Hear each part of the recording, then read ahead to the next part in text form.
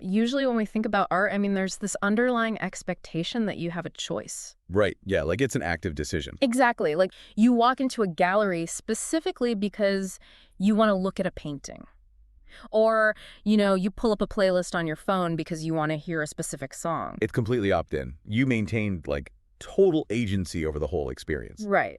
And if a song is terrible, you just skip it. If a painting is, grotesque or whatever, you just turn your head and look at something else. You're in control of the interaction. Yeah, exactly. But then you step into the world of architecture. You step into the physical spaces that we inhabit every single day, and suddenly that agency just completely vanishes. It really does. You're just completely surrounded. Right. Yeah. I mean, we're looking at an artistic medium that is honestly inescapable. You can't just, skip a building that you have to work in. No, you can't. You can't swipe past the physical design of your grocery store or your neighborhood. Right. It is literally the absolute definition of a captive audience. It really is. I mean, we don't just look at architecture, right? We are forced to actually live inside of it. Yeah. The walls around us, they dictate the physical paths we walk, where our eyes are drawn. And subtly, like over time, they shape our internal disposition. So today we are taking a massive long-form deep dive into a relationship that is so fundamental to human existence, but also so completely overlooked in our daily lives. Oh, totally overlooked. We're going to dissect the connection between beauty, architecture, civilization, morality, and honestly, human nature itself. A huge topic. It is. We are going to examine the very spaces that dictate how you live, how you work, and how you worship, and ask a really uncomfortable question, like, are these buildings making us miserable? To answer that, we're looking at two highly specific, deeply resonant sources. Right. The first is a really rare audio transcript of a BBC radio talk on architecture. And this was given by the legendary thinker, writer, and philosopher G.K. Chesterton. Such a fascinating piece of history. It really is. It provides this incredible sociological critique from the early 20th century. Yeah. And then alongside Chesterton, we have this fiercely provocative book that was published decades later by Michael Rose, and it's titled Ugly as Sin. Yes. And Rose's book is an incredibly pointed critique of late 20th century Catholic Church architecture. Right. But I do want to clarify our approach here right at the outset. Good idea. Because both Chesterton and Rose are writing from very defined, deeply held traditionalist and Catholic viewpoints. I mean, Rose's book is explicitly about the theology of Catholic Church buildings. Right. The sources definitely have a specific theological angle. Exactly. However, our goal for this deep dive is to impartially analyze these texts as artifacts of broader social and theological criticism. Yeah, we're not taking sides or endorsing a specific religious worldview here. Right. We are just exploring the underlying mechanisms they describe, the ideas, the philosophies, and the severe warnings these authors present about how modernity handles beauty. Right. Because the arguments they make about how physical space manipulates the human person are profound and highly relevant, entirely regardless of, your own personal religious background. Absolutely. Okay, let's unpack this. Because to really understand the mechanics of how architecture impacts the soul, how it physically and psychologically changes us, we have to start with Chesterton. Right, his fundamental definition of what makes architecture so dangerous. Yeah, because he refuses to treat architecture as just another category of the fine arts. No, he definitely doesn't. He doesn't view it like sculpture or poetry. Right. He treats it as a utility that carries an inherent threat. Exactly. He argues that architecture is the most practical of the arts. But because of that practicality, it's actually the most tyrannical. He uses this analogy that I haven't been able to stop thinking about. He says we live in architecture the way Jonah lived in the whale. It's such a brilliant, highly physical image. It is. I mean, Jonah wasn't sitting outside the whale admiring the sleek aesthetics of its dorsal fin, right? Or evaluating the biological symmetry of its jaws. Right. He was trapped inside its belly. Exactly. Completely subjugated to the environment of the whale's digestion. And Chesterton takes that image and just applies it directly to the modern city dweller. You are Jonah, the city is the whale. Yes. And he even makes this quip in the radio broadcast, which is so classically him. Oh, I love this part. He says there is a great deal to be said for living in the most hideous house in the landscape. Right, because if you live inside the ugliest house in town, that's the one physical location where you won't ever have to look at it. Right. But beneath that joke, there's a really grim sociological observation. Yeah, it's actually pretty dark. He's describing a populace that has become totally alienated from its own habitat. And to explain how we got trapped in the belly of the whale, he traces this massive historical shift. Let's walk through that timeline, because he points out that for the vast majority of human history, architecture was incredibly organic. Right. Yeah. Ordinary people built their own dwellings. Yeah. Historically, the dwelling was literally an extension of the dweller. Chesterton uses a few examples to illustrate this. Like the snow houses, right. Exactly. He points out that the indigenous populations of the Arctic built houses out of snow because, well, snow was the material the earth provided right there in that location. Makes total sense. And the Irish peasant built his dwelling out of peat from the bogs. Oh, and as an aside, doesn't Chesterton note something about landlordism there? Yeah, he does. He says this was the real, visceral root of the injustice of Irish landlordism. Like charging a peasant rent for the literal earth they had dug up and shaped with their own hands just to survive. Wow. Yeah, that's incredibly visceral. And he even brings up Uncle Tom's Cabin, right? He does. He notes that whatever its literary merits or, the historical context, the cabin was presumably built for Uncle Tom. Right. It was personal. It was scaled to the actual human being who lived there. It was based on actual human need and local reality. Exactly. But then, Chesterton says, we hit the modern era, the era of industrialization. And this is where the timeline completely fractures. Totally fractures. Yeah. He says today, the householder exists before the house. And that phrase, that represents a total inversion of human history. It really does. In the organic model, a person exists, they have a need, and they build a house to fit that exact need. Right.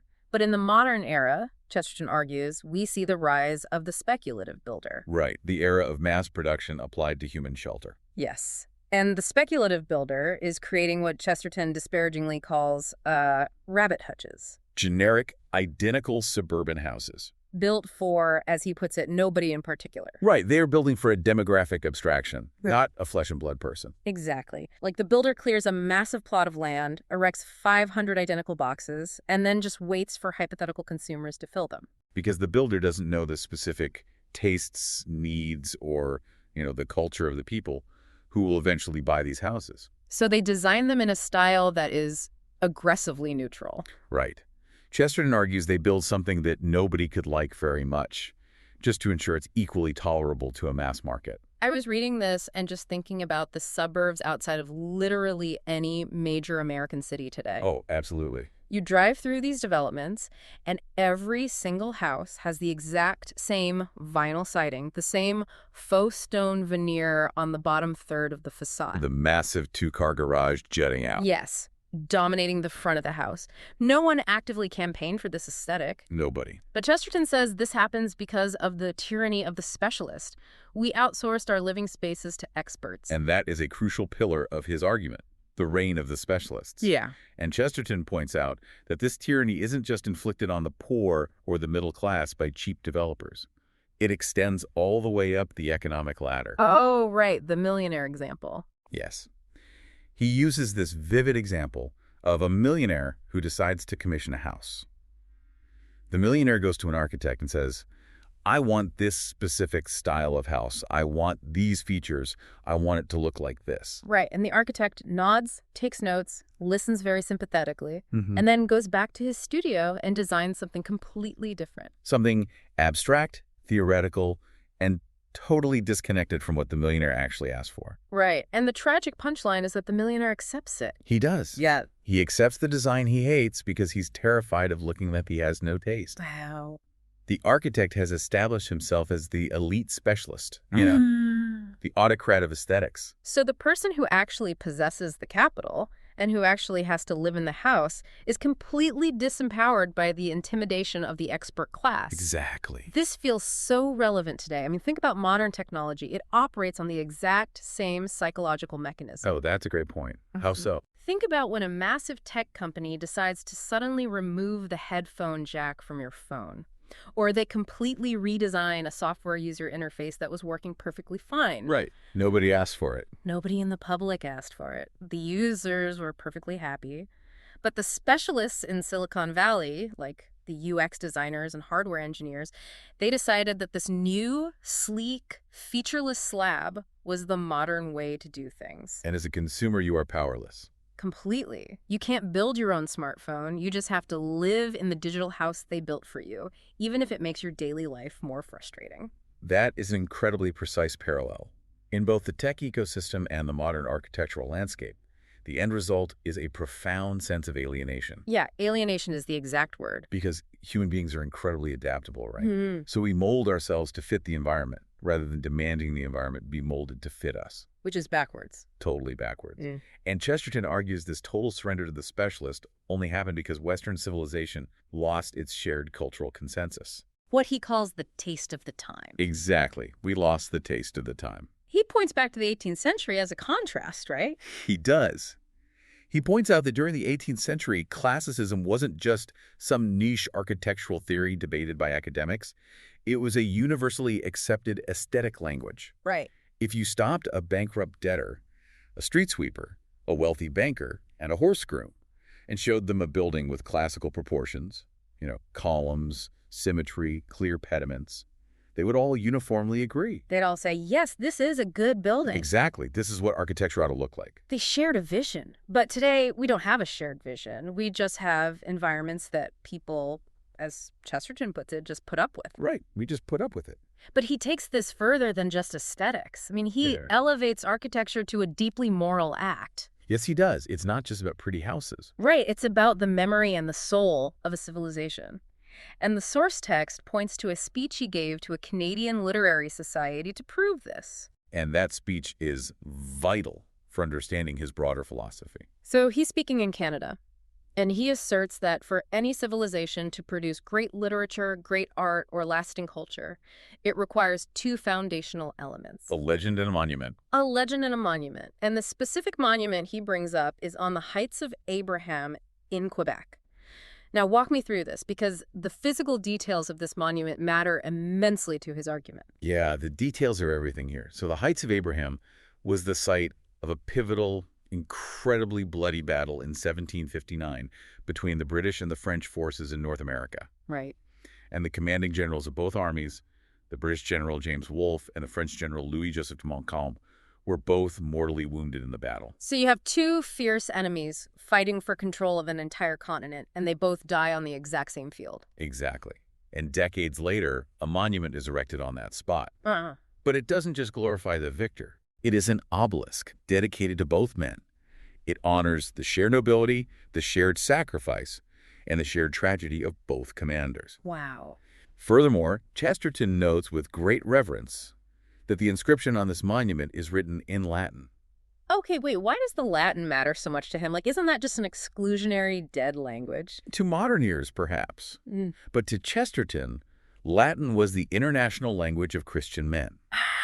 I see. It was the linguistic bedrock of Western civilization.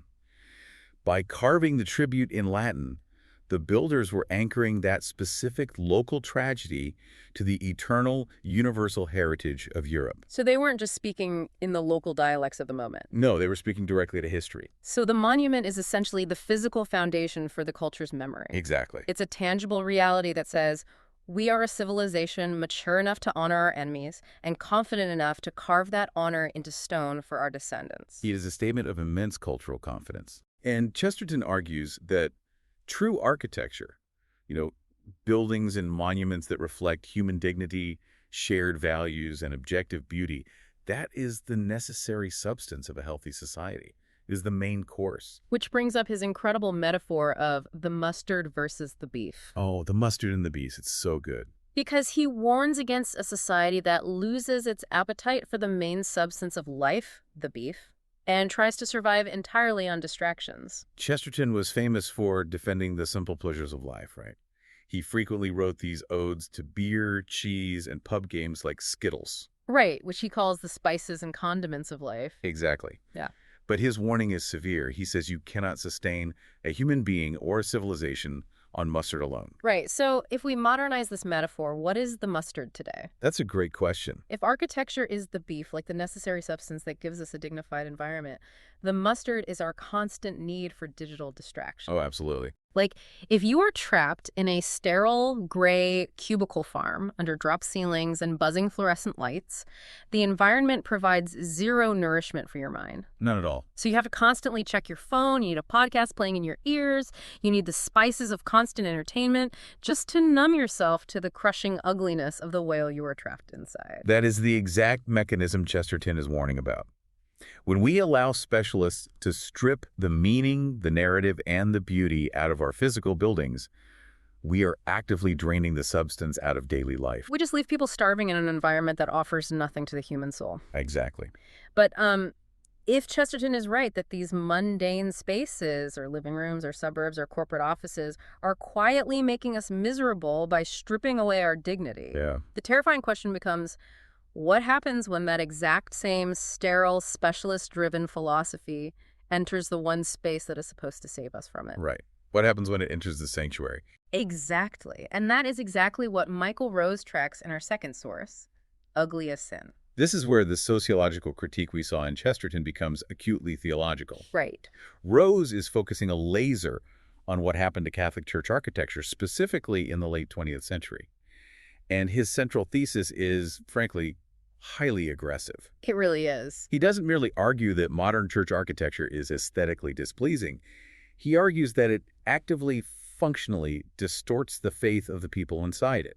Yeah, he makes the claim that modern architecture turns sacred places into meeting spaces. Yes. But how exactly does a building do that? To demonstrate this mechanism, Rose establishes what he identifies as the 3 natural laws of church architecture. Okay, the 3 natural laws. Right. These are objective design principles that he argues have governed sacred building for centuries across all sorts of various cultures and eras. Walk me through these 3 laws, and more importantly, explain the physical mechanisms behind them. How do they actually work on a person walking through the doors?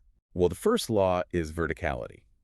A sacred space should physically reach toward the heavens. So you're talking about vaulted ceilings, spires, really tall pillars. Yes, but the mechanism is physiological. Okay. When you walk into a traditional Gothic cathedral, the architecture forces a physical reaction. The sheer height of the nave demands that you crane your neck upward. Yeah, you literally have to look up. Right.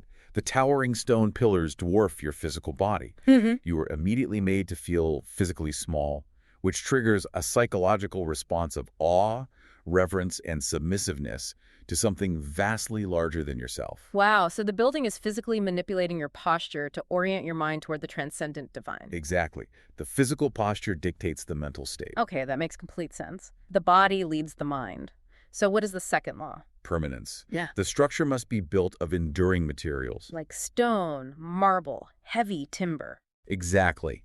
It should feel as though it transcends the immediate moment.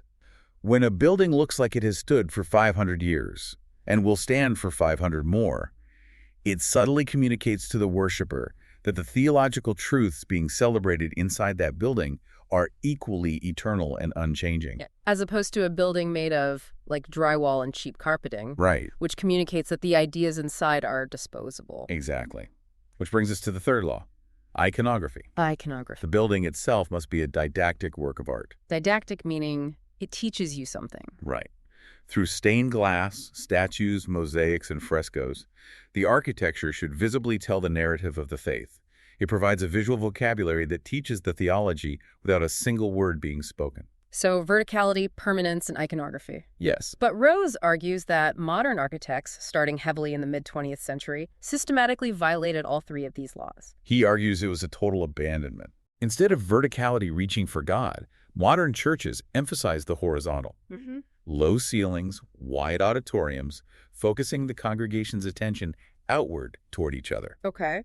Instead of permanence, they utilize ephemeral materials like exposed steel, concrete blocks, and generic commercial textiles. Yeah. It makes the churches feel like temporary airport terminals or like high school gymnasiums. Right, and the iconography. Instead of iconography, they embraced a stark iconoclasm, literally stripping the walls bare of traditional narrative art. Who is responsible for this? Because, just like Chesterton's suburbanites living in the rabbit hutches, The people sitting in the pews didn't suddenly vote to tear down the statues and lower the ceiling. Well, they didn't. Yeah. Rose points the finger directly at a cadre of highly influential liturgical experts and secular-leaning architects. The experts again? Always the experts. The primary villain in Rose's narrative is an architect named E.A. Sovic. And Sovic was a Lutheran architect, right? Correct. Sovic wrote extensively and very persuasively in the mid-20th century, pushing a philosophy that heavily influenced Catholic building after the Second Vatican Council. Okay. Sovic's ideal was what he called a non-denominational meeting space. He vehemently rejected the idea of a transcendent vertical cathedral. So what did he want instead? His architectural ideal was essentially a Quaker meeting house, a plain, unadorned, radically democratic room where people simply gathered in a circle. Wait, what does a liturgical expert actually do? Like, how do they have the power to change thousands of buildings? Well, liturgical experts are essentially the academic theorists of worship. Okay. They write the guidelines, they consult on renovations, and they advise bishops and building committees. Rose notes that an incredibly influential 1978 guide published in America called Environment and Art in Catholic Worship practically copy-pasted these secularizing Sovic-inspired theories. And just presented them as official best practices. Exactly. The specialist effectively took over the physical environment of the religion. There is a detail in Rose's book about how this plays out with specific symbols, and it is endlessly fascinating. Oh, the inoffensiveness part. Yes. He writes about the tyranny of inoffensiveness. He points out that in many of these modern churches, instead of a traditional crucifix, which features the body of Christ and is definitively, undeniably Catholic, the architects install a simple, equal-armed cross. A completely abstracted geometric shape. Right. And Rose says, if you actually look at it, especially when architects set it in a plain round window with 4 equal panes of glass, it's not even a cross anymore. No. It is literally just a plus sign. It's literally a mathematical symbol. Right, a plus sign that says absolutely nothing specific, historical, or demanding about the faith. He argues this design choice is driven by a profound fear of being too Catholic and a desperate desire for political correctness and universal accommodation. What is most striking about Rose's analysis here is how he unmasks this desire for neutrality. He argues that this seemingly polite inoffensiveness is actually a deeply insidious form of tyranny. Wait, how is a plus sign tyrannical? Because by insisting that a sacred space must be completely neutral and not offend the sensibilities of a secular culture, you are actually elevating utilitarian functionalism to the status of a sacred dogma. Oh, wow. You are actively excluding the transcendent. You are forbidding the building from making a definitive claim about reality. And this physical restructuring changes the actual behavior of the people inside. Yes, it does. Rose includes this incredibly powerful letter from a pastor in Chicago, a Father Richard Simon, who is attempting to remodel his highly modern 1970s parish. Father Simon's letter is essentially the sociological proof of Rose's thesis. He is explaining why he physically moved the tabernacle, which is the ornate golden box that Catholics believe holds the literal presence of Christ, back to the exact geometric center of the sanctuary. Because in the 1970s renovation, the experts had moved it. Right. They had moved the tabernacle off to the side, sometimes into a completely separate, smaller room entirely, just to clear the central stage area. And Father Simon writes, and I am quoting from the text here, "The dethronement of the Blessed Sacrament has resulted in the enthronement of the clergy. The Mass has become priest-centered." It's a profound observation. Walk me through the spatial dynamics of that. How does moving a golden box change the power dynamic of the entire room? Okay, so in a traditional vertical layout, the tabernacle is dead center on the high altar. When the priest celebrates the Mass, historically he faced the altar, facing the exact same direction as the people. Okay. The priest and the congregation were visually united, all looking together toward God. So the architecture forces everyone's attention in one specific direction. Exactly. But in the Sovic-inspired modern church, the space is horizontal. The tabernacle is removed from the center. The altar is pulled forward and turned into a freestanding table. Right. The congregation is often seated in a semicircle, wrapping around the table. Oh, like theater in the round. Precisely. And now the priest stands behind the table, facing the congregation. The architecture has physically severed the unified direction. The congregation is looking at the priest. The priest is looking at the congregation. And the congregation across the aisle is looking at the other half of the congregation. So the lines of attention are entirely horizontal. Entirely. And the moment the lines of attention are horizontal, the priest ceases to be an anonymous conduit pointing to God, and he physically becomes a performer on a stage. Wow. He has to rely on his charisma, his eye contact, his speaking voice, because the architecture has made him the focal point of the room. That's crazy. By trying to make the space more democratic and community-focused, the architectural specialist accidentally created a cult of personality around the clergy. Okay, this is a fiery, incredibly specific critique. But our source material also includes a review of Rose's book from a journal called Cor Jesu Sacratissimum. Who are they and how do they evaluate Rose's claims? Well, Cor Jesu Sacratissimum is a traditionalist Catholic publication. You would expect them to agree completely with Rose, and they largely do. They validate his core premise. The reviewer notes that Rose is exceptionally skilled at explaining the theological mechanism of architecture, contrasting the deep meaning of traditional elements against the stark, starting vagueness of modern spaces. But they do have some serious criticisms of the book. They do. The reviewer's primary critique is aimed at Rose's tone. His tone. Yes. Rose is deeply, palpably angry throughout the book. The reviewer calls it a cri de coeur, a cry from the heart, but warns that his righteous anger frequently slips into unhelpful sniping and bitter polemics. The danger being that if you are constantly sniping, you alienate the very people you're trying to convince. Exactly. A moderate Catholic or a modern architect reading the book might dismiss the entirely valid architectural critique simply because the tone feels so abrasive and hostile. Right. Furthermore, the reviewer zeroes in on a very specific strategic suggestion Rose makes on page 198. What does he suggest? Rose suggests that when traditional-minded clerics attempt to renovate these ugly 1970s churches and restore traditional elements, they should try to help the older generation save face regarding the past architectural mistakes. So essentially, quietly fix it without making a big deal about how wrong the previous generation was. Exactly. And the reviewer hates that idea. Strongly objects to it. Mm. The reviewer argues that you cannot heal a profound spiritual and architectural failure with political maneuvering and dishonesty. They argue that traditional architecture embodies objective truth. Therefore, the process of restoring it must also rely on objective truth. The reviewer argues for full, honest repentance for church leadership to stand up and say, we adopted a secular philosophy, we vandalized our own heritage, it was a massive mistake, and now we are going to fix it. They completely reject Rose's strategy of sweeping the 1970s under the rug just to spare people's feelings. Yes. So we have Chesterton looking at the everyday environment of the city and the suburb, warning about specialists stripping away the substance of life. And we have Rose looking at the sacred sanctuary, demonstrating exactly how those specialists stripped the theology out of the architecture. Let's bring these two thinkers into the same room. Where do their centuries and their philosophies cross over? Well, the foundational point of agreement is their shared belief that human beings are highly porous to their physical environment. Porous, meaning we absorb it. Yes. Architecture is not a neutral backdrop against which life happens. It is an active participant in shaping human behavior. Rose explicitly states that haphazard, sloppy architecture leads to sloppy, haphazard attention, which ultimately degrades into sloppy theology. And Chesterton perfectly mirrors this when he describes the psychological misery of the suburban captive trapped in the generic villa. Both men recognize that you cannot divorce the physical form from the intellectual outcome. And they both identify the exact same villain. I mean, the parallels here are almost eerie. The specialist. The specialist.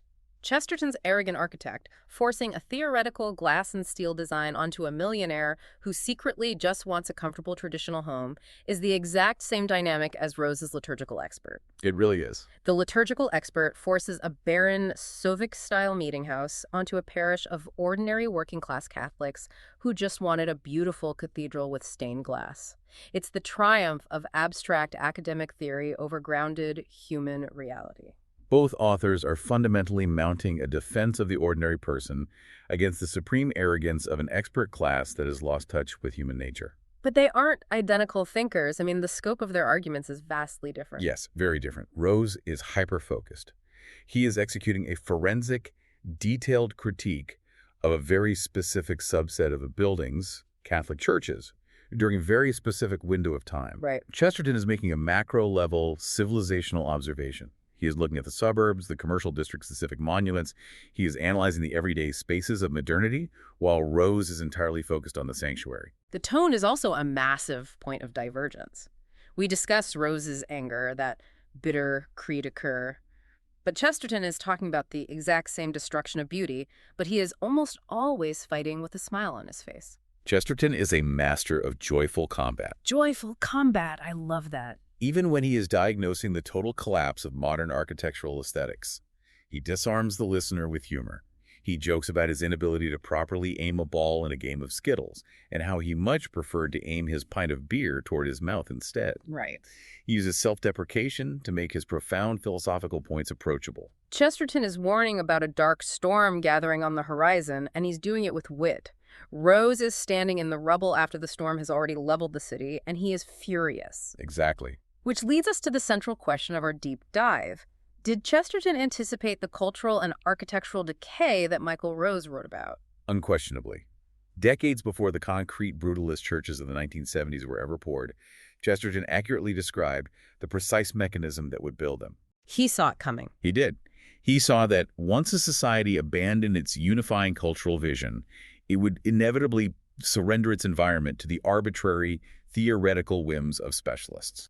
Would Chesterton have agreed with Rose's conclusions in Ugly as Sin? I believe Chesterton would have endorsed Rose's architectural analysis completely. Yeah. Yes. Chesterton championed the specific, the local, the historically rooted, and the objectively beautiful. He believed that things should look like what they are. Right. A pub should look like a pub, a home should look like a home, and a church should look unequivocally like a church. He would have been utterly horrified by the concept of a non-denominational meeting space pretending to be a cathedral. But he probably would have hated reading the book. He would have vehemently rejected the tone. Chesterton firmly believed that you do not win converts to your cause through bitterness and smiting. Right. You defeat bad, modern ideas by laughing at their absurdity and by offering a much more robust, joyful, and common-sense alternative. You don't whine about the ugliness, you build something beautiful and invite people in. Okay, I want to step away from the specific critiques of 1970s parishes and generic suburbs for a moment. I want to drill down into the absolute philosophical bedrock beneath both of these works. Let's do it. Because to truly understand the stakes of what Chesterton and Rose are arguing, we have to engage in a real debate about the core concept. What actually is beauty? This is the dividing line between the classical worldview and the modern worldview. Is beauty an objective, measurable reality embedded in the universe? Or is it entirely subjective, merely a chemical reaction in the eye of the beholder? Wait, I have to push back hard here on behalf of modern sensibilities. Go for it. Isn't it incredibly arrogant to claim beauty as objective? Doesn't a plain, minimalist room force a congregation to focus on each other and build real community? That's the argument, yes. Right. Why do we need millions of dollars of gold leaf, imported marble, and towering statues just to pray? Isn't there a profound spiritual purity in stripping all of that away? Isn't beauty just a matter of subjective cultural taste? It is the standard modern argument, and it sounds very pious. The idea that a blank room is more spiritual because it is less distracting. But both Rose and Chesterton violently reject this premise. They do? Yes. Yeah. They argue that this minimalist purity is actually a denial of human nature. How is a blank room a denial of human nature? Because human beings are not floating ethereal intellects. We are embodied creatures. We acquire knowledge and spiritual orientation through our physical senses. Okay. Rose argues that beauty is objective because it corresponds to the physical and psychological reality of how a human being is constructed.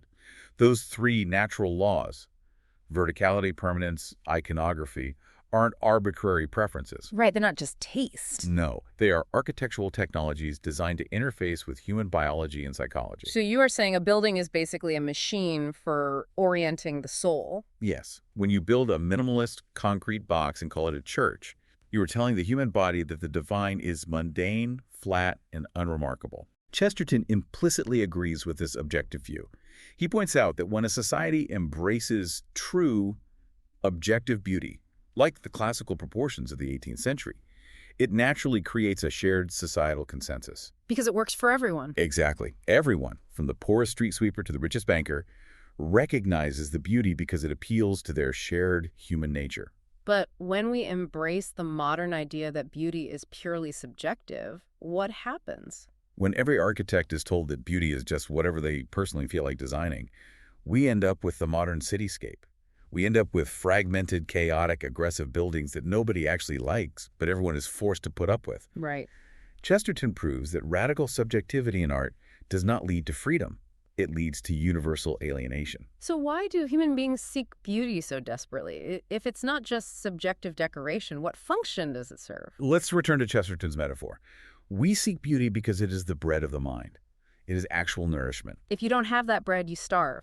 If you sit in a genuinely beautiful environment, a soaring cathedral, a perfectly proportioned classical library, a beautifully cultivated garden, you can sit there in complete silence for an hour and you feel elevated, you feel fed. But if your environment is ugly, if you are sitting in a sterile, gray waiting room under buzzing fluorescent lights, you cannot bear the silence. The ugliness drains you. You have to pull out your phone. Exactly. You have to consume digital distractions, the spices, just to survive the psychological depletion of the ugly room. Which means ugliness isn't just an aesthetic failure. This is what Rose calls architectural theology. Ugliness is a moral failure. Exactly. When Rose titles his book Ugly as Sin, he isn't just using a catchy colloquial phrase. He means it as a literal theological diagnosis. Wow. If the architecture of a church is ugly, if it lacks verticality, if it's built with cheap, ephemeral materials, if it strips away the icons of the faith, it actively distorts the religion. It teaches a lie about the universe. It is bearing false witness. It leads worshipers toward a false god of human-centered utilitarianism.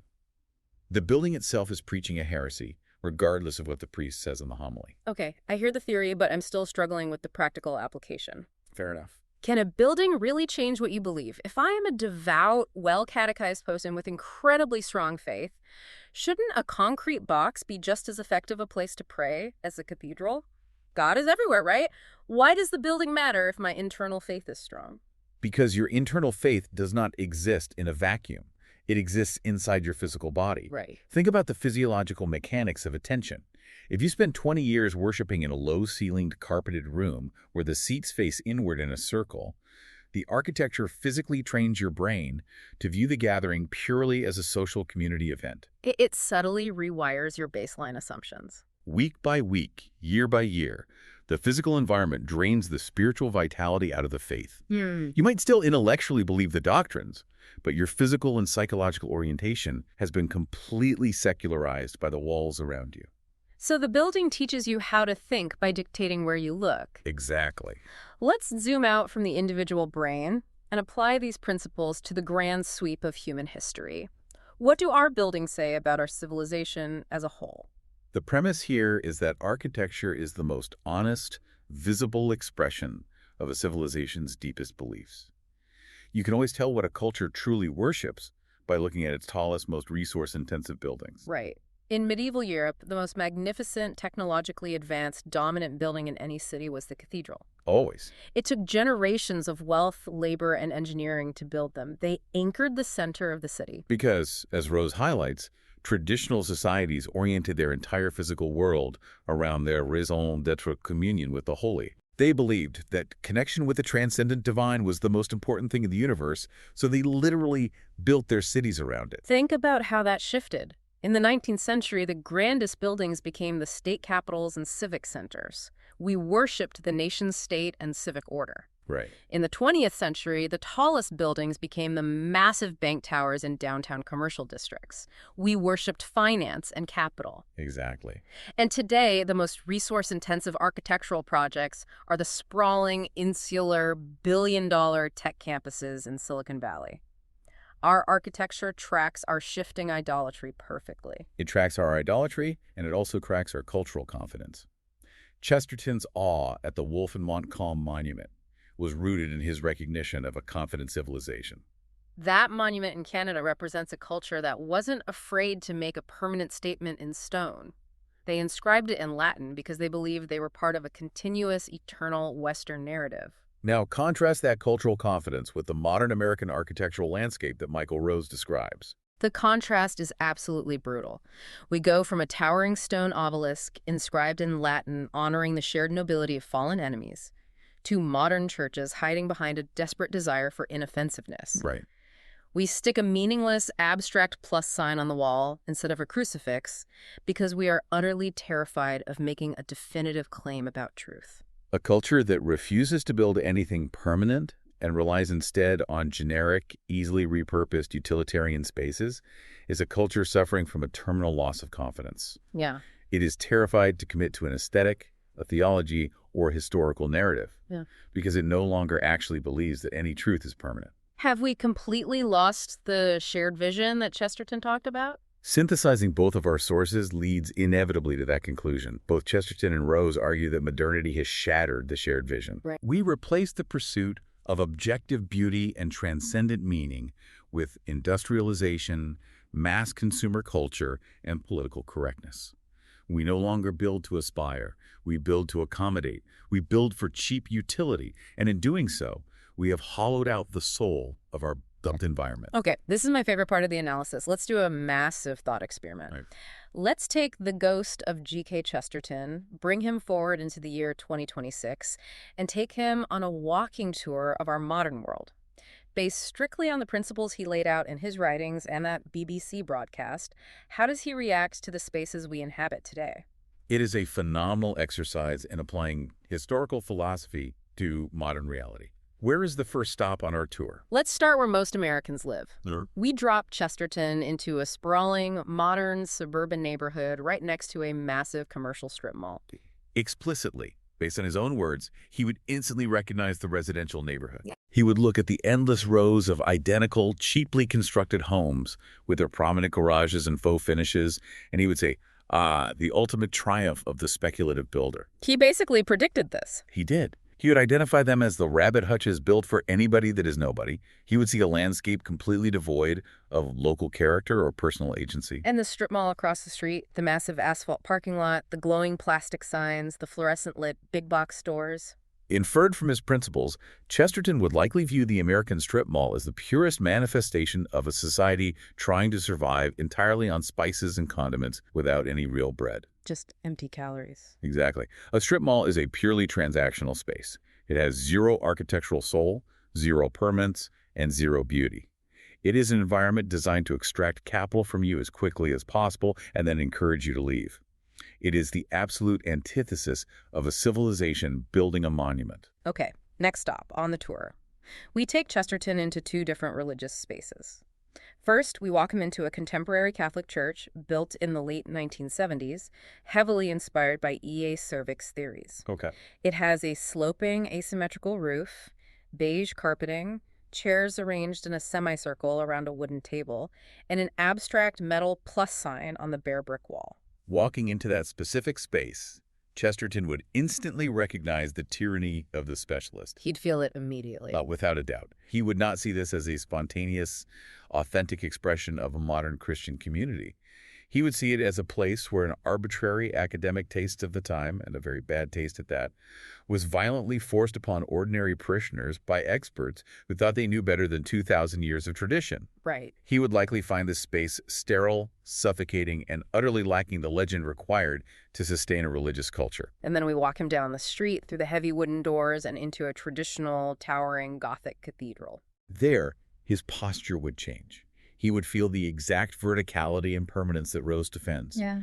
He would recognize the stained glass and the high altar as a true monument, a physical place capable of inspiring the imagination, demanding reverence, orienting the soul, and serving as the bedrock for a great civilization. He would recognize it as food for the starving modern mind. Okay, final stop on the ghost tour.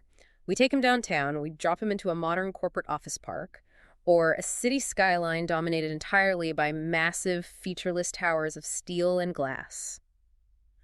Chesterton actually explicitly condemned this exact kind of architecture in his writings. Did he really? He did. He talked about the aerial perspective of a new architectural style of steel and glass, and he made a chilling observation. He said there is no more miserable captive than the person forced to exist inside of it. Wow. He recognized immediately that these colossal sheer structures purposefully dwarf the human scale. They make the individual feel insignificant. It makes me think of the modern knowledge worker trapped in a sterile gray cubicle on the 34th floor under drop ceilings and fluorescent lights. Yes. That worker didn't design the cubicle. They certainly don't derive any joy or dignity from it. But they are forced to spend 40 to 60 hours a week living inside the whale of corporate architecture. They are Jonah, and the multinational corporation is the whale. And just as Jonah had no power to redesign the digestive tract of the whale, the modern worker has no power to alter their corporate environment. Right. As Chesterton put it, the captive cannot write in the papers abusing the ugliness of his own house. They are powerless subjects to the architectural specialists who design the machine they work inside. Yeah. Chesterton would look at a modern glass skyline and see it not as a triumph of engineering, but as a terrifying monument to commerce that actively suppresses human dignity. This has been an incredibly deep journey. We've traveled from the peat bogs of Ireland to the heights of Abraham, from the bitter liturgical battles of the 1970s to the sterile cubicles of modern tech monopolies. We really have covered a lot of ground. But bringing all of these historical, theological, and architectural threads together, we have to answer the ultimate question that sits at the very bottom of this entire deep dive. Why does beauty actually matter? Beauty matters because it is inextricably, permanently linked to human dignity. Right. We are not just biological machines that require basic shelter from the rain and a flat surface to work on.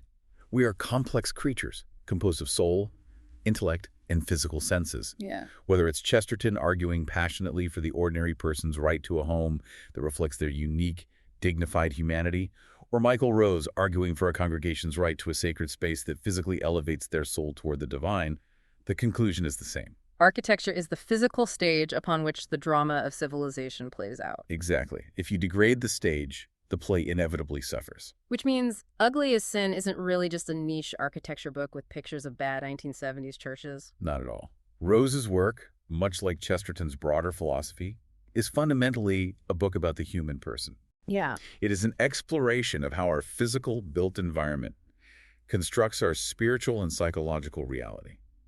It is a desperate defense of the human soul against the encroaching utilitarian sterility of the modern world. So, to finally answer the prompt that kicked off this entire investigation, did G.K. Chesterton anticipate and warn us about this exact decay long before Michael Rose wrote Ugly as Sin? Yes, resoundingly and accurately. Wow. Decades before the concrete brutalist churches of the late 20th century were ever poured, before the endless tracts of vinyl-sided suburbs devoured the landscape, Chesterton saw the mechanism being assembled. He knew exactly what was coming. He did.